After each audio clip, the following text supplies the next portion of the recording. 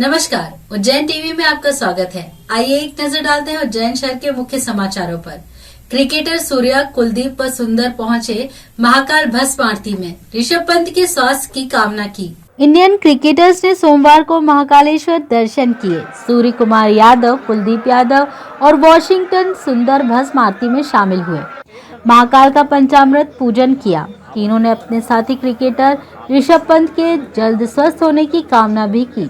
24 जनवरी को इंदौर होलकर स्टेडियम में भारत और न्यूजीलैंड वनडे मैच के एक दिन पूर्व ही तीनों प्लेयर्स इंदौर से तड़के उज्जैन पहुंचे।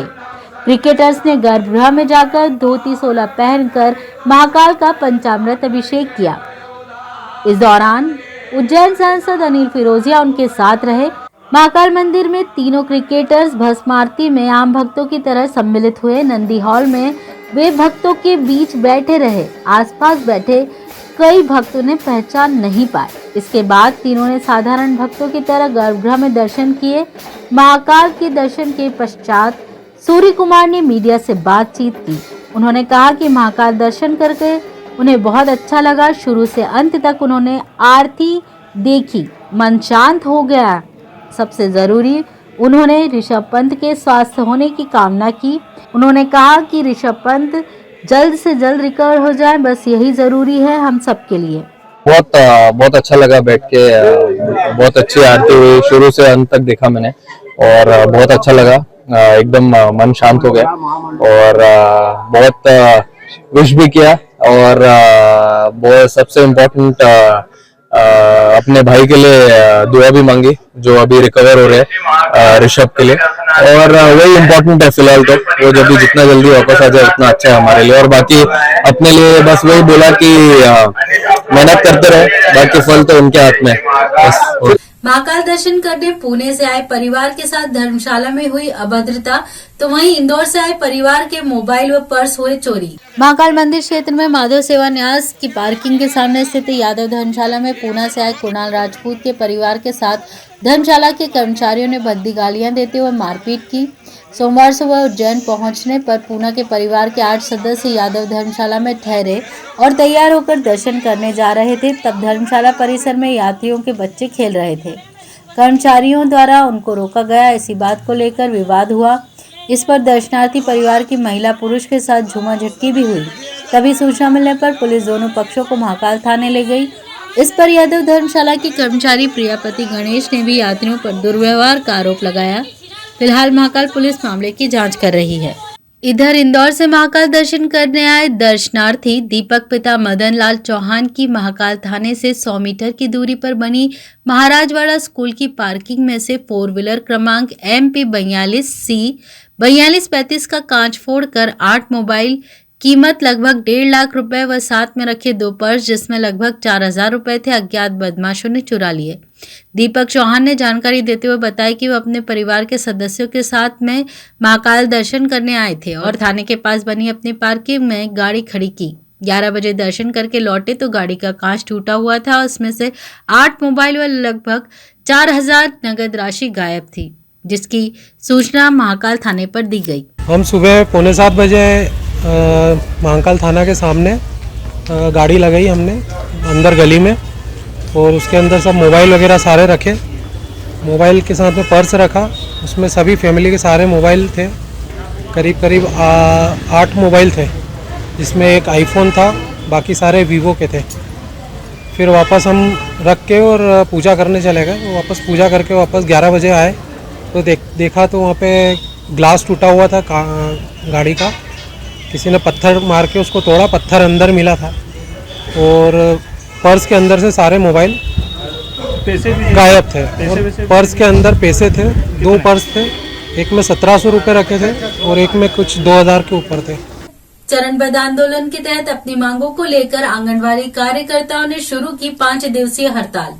अपनी विभिन्न मांगों को लेकर संभागीय आंगनवाड़ी कार्यकर्ता एवं सहायिका संघ के तत्वाधान में सैकड़ों कार्यकर्ता, मिनी कार्यकर्ता व सहायिकाएं कोठी पहुंची और मानदेय वृद्धि सहित अपनी 11 सूत्रीय मांगों को लेकर 23 जनवरी से 28 जनवरी तक प्रदेश के सभी जिलों में काम बंद हड़ताल जिला स्तर पर शुरू कर दिया।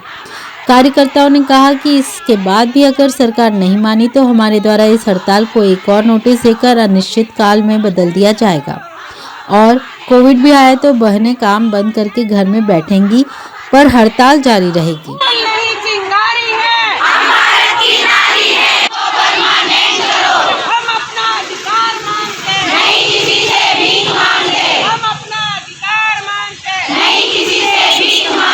इस बाबत संघ के जिला अध्यक्ष उम्मीद तोमर ने बताया, ये हम चरणबद्ध तरीके से आंदोलन कर रहे हैं। हमने पहले यज्ञ करके सद्बुद्धि यज्ञ किया था, उसके बाद हमने 4 तारीख को कोठी पे धरना दिया था कि हमारी मांगे यदि आप नहीं मानते तो हम 23 तारीख से ताला बंद करेंगे 23 से 28 तारीख तक। तो सरकार हमारी बात मान लेती तो हमें मान देनी चाहिए, पूरा मतलब वेतन चाहिए हमको और उसके सरकारी कर्मचारी घोषित करें। उसके बाद हमको मतलब हम अन्य विभाग का काम नहीं करेंगे, अन्य अदर कहीं भी हमें ड्यूटी लगा दी जाती है तो वो नहीं करेंगे। हमें मतलब रिटायरमेंट पे कार्यकर्ता को 1 लाख रुपये चाहिए और सहायिका को 75,000 रुपये होना चाहिए। ये सारी मांगे हमारी है, 11 सूत्री हमारी मांगे हैं। अभी कितना वेतन मिलता है उज्जैन जिले में, कितनी कार्यकर्ता और सहायिकाओं में? हमें अभी केवल 10,000 कार्यकर्ताओं को दिया जाता है और 5,000 सहायिका बहनों को दिया जाता है, जिससे उनके घर चलना बहुत मुश्किल है। उसके बाद 1,500 रुपये हमारा बढ़ाया गया तो वो भी हमारा काट लिया गया है। अभी वो हमें केवल 10,000 दिया जा रहा है और उज्जैन में प्रॉपर उज्जैन में 400 आंगनबाड़ियाँ हैं। वो अन्य किस प्रकार से आपको उससे काम दिए जा रहे हैं? अन्य विभागों का काम जैसे हमें BPL कार्ड में अभी वो आयुष्मान कार्ड बन रहा है, उसमें DLO में लगा रखा है हमको। बहुत सारे हर योजना हम क्रियान्वित करते हैं। ये नेता भी आपको जैसे काम बुला रहे थे, किस प्रकार? हाँ, नेता बुलाते हैं हमको कि बहुत सारे काम देते तो हम करते हैं, जाकर करते हैं। और हम तो ये चाहते हैं कि हमें किसी विभाग का काम करने में कोई दिक्कत नहीं है, लेकिन हमारे पास लिखित आदेश होना चाहिए। यदि लिखित आदेश कोई देता है तो उसका हमें मानदेय मिलता है। तो काम तो हम करते हैं, तो हमें केवल एक लिखित आदेश काम करने के लिए कभी मना नहीं किया।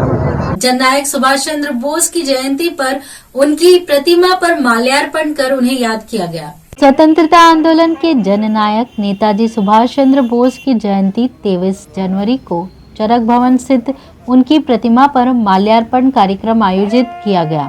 इस मौके पर सांसद अनिल फिरोजिया, भाजपा नगर अध्यक्ष विवेक जोशी, महापौर मुकेश टटवाल, निगमाध्यक्ष कलावती यादव, पार्षद शिवेंद्र तिवारी, योगेश्वरी राठौर, जगदीश पांचाल, गब्बर भाटी सहित प्रकाश चित्तौड़ा, अनिल जैन व अन्य भाजपा पदाधिकारी उपस्थित रहे। यातायात व्यवस्थित करने के उद्देश्य से महापौर ने विभिन्न क्षेत्रों का किया भ्रमण, हॉकर्स जोन व महापौर चौपाटी बनाने का लिया निर्णय। अतिक्रमण मुक्त सड़कें, व्यवस्थित ट्रैफिक संचालन समेत नागरिकों के लिए विभिन्न सुविधाएं मुहैया कराने के उद्देश्य से अब अतिक्रमण की वजह से आवागमन में हो रही परेशानी को देखते हुए हॉकर्स जोन और महापौर चौपाटी बनाने का निर्णय लिया गया है। महापौर मुकेश टटवाल ने मेयर इन काउंसिल के सदस्यों के साथ हॉकर जोन कहां बनाया जाए इस बाबत निर्णय लेने के लिए शहर के विभिन्न स्थलों का दौरा किया। फ्रीगंज क्षेत्र के चौक और पोस्ट को अतिक्रमण मुक्त बनाने के लिए यह कदम उठाया जा रहा है। प्रशिक्षण के दौरान पाकिजा शोरूम के पास स्थित खाली भूमि, माधवनगर अस्पताल के बाहर बना फुटपाथ, GDC कॉलेज के सामने स्थित खाली जमीन, हनुमान नाका, बंगाली कॉलोनी, नागजिरी क्षेत्र, कुशलपुरा, फाजलपुरा, हरिफाटक ब्रिज के नीचे, बुधवारिया हाट क्षेत्र, इंदिरा नगर और नागजिरी क्षेत्र का दौरा किया गया। इस निरीक्षण को लेकर महापौर का कहना है कि शहर में विभिन्न जगहों पर हाथ ठेला व्यवसायी व्यापार करते हैं, कुछ अव्यवस्थित रूप से इधर उधर घुमा करते हैं, जिस वजह से यातायात व्यवस्था पर असर बुरा पड़ता है और पब्लिक को बहुत परेशानी होती है। यही वजह है कि हॉकर्स जोन का चयन करने के बाद फुटकर व्यापारी को यहां से व्यापार करने की सुविधा दी जाएगी। इसी के साथ कुछ जगहों पर महापौर चौपाटी बनाई जाएगी, जहां पर आमजन के लिए सारी सुविधाएं उपलब्ध करवाई जाएंगी। शहर में अलग अलग जगहों पर रिक्त पड़ी भूमियों पर ये सुविधाएं उपलब्ध करवाई जाएंगी। बाड़कुमेत में निकला राष्ट्रीय स्वयं सेवक संघ का पथ संचलन, ग्रामवासियों ने पुष्प वर्षा कर किया अभिनंदन। राष्ट्रीय स्वयं सेवक संघ के बाड़कुमेत मंडल का पथ संचलन निकाला गया। मंडल के सैकड़ों स्वयं सेवक ताल से ताल मिलाकर निकले। संचलन के पूर्व मुख्य वक्ता अशोक पोरवाल द्वारा बताया गया है कि किसी भी ईश्वरीय कार्य को जब करते हैं तो पहले लोग मजाक उड़ाएंगे, फिर विरोध करेंगे एवं अंत में सभी उसमें सहभागी बनकर ईश्वर कार्य के साक्षी बन जाते हैं। उद्बोधन के बाद पथ संचलन शुरू हुआ, जो गांव के प्रमुख मार्गों से निकला। संचलन का ग्रामवासियों ने पुष्प वर्षा कर स्वागत किया। पथ संचलन में बड़ों के साथ नन्हे मुन्ने स्वयं सेवकों ने कदम ताल से लोगों का मन मोह लिया। संचलन के पश्चात स्वयंसेवकों ने राष्ट्रीय स्वयंसेवक संघ का ध्वज लगाकर प्रणाम कर संघ की प्रार्थना कर ध्वज प्रणाम किया।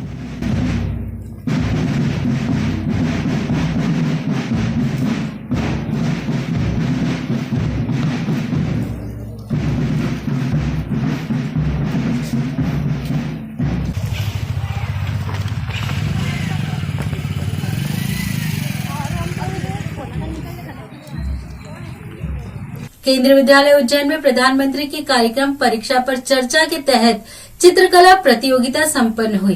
प्रधानमंत्री नरेंद्र मोदी द्वारा 27 जनवरी को देश भर के विद्यार्थियों के साथ परीक्षा पर चर्चा कार्यक्रम में विद्यार्थियों से चर्चा की जाएगी। केंद्रीय विद्यालय उज्जैन के प्राचार्य मुकेश कुमार मीणा ने जानकारी देते हुए बताया कि बच्चों को परीक्षा एक उत्सव की भांति महसूस हो, इसी को लेकर प्रधानमंत्री द्वारा परीक्षा पर चर्चा का कार्यक्रम किया जा रहा है, जिसमें बच्चों से परीक्षा देते समय नर्वस ना होने व फ्री माइंड परीक्षा देने पर प्रधानमंत्री अपने विचार व अनुभव साझा करेंगे। उसी विषय को लेकर ये चित्रकला प्रतियोगिता आयोजित की गई है और इस चित्रकला प्रतियोगिता में जिले के 17 स्कूलों के लगभग 100 बच्चों ने भाग लिया है। प्रतियोगिता के बीच बच्चों ने गायन प्रस्तुतियां भी दी। माननीय प्रधानमंत्री जी 27 जनवरी को परीक्षा पे चर्चा कार्यक्रम जो होगा उसी के संदर्भ में इस प्रतियोगिता का आयोजन किया जा रहा है, ताकि विद्यार्थी परीक्षा को उत्सव के रूप में लें, हंसते हुए जाएं और मुस्कुराते हुए आएं। और इस चित्रकला प्रतियोगिता में जो बच्चे विजेता रहेंगे उनको स्वतंत्रता सेनानियों के जीवन पर आधारित पुस्तकों का वितरण किया जाएगा और बाकी के बच्चों को डिजिटल सर्टिफिकेट दिया जाएगा। विशेषकर छात्र छात्राओं में परीक्षा के प्रति जो तनाव, जो दबाव वो महसूस करते हैं, उस तनाव और दबाव को हटाना ही माननीय प्रधानमंत्री जी का मूल उद्देश्य है, ताकि अभिभावक, शिक्षक और समस्त छात्र छात्राएं परीक्षा को एक उत्सव बनाएं, उसका आनंद लें और आनंद लेते हुए अपने जीवन की सफलता की नई इबारत लिखे, ना कि परीक्षा से डरकर अवसाद, तनाव और दबाव को महसूस करते हुए अपने जीवन को कमज़ोर बनाएं। परीक्षा हर वर्ष होती है, इसीलिए उसका सामना बहुत अच्छे से करना चाहिए ताकि हम हमारे जीवन के लक्ष्यों को प्राप्त कर सकें।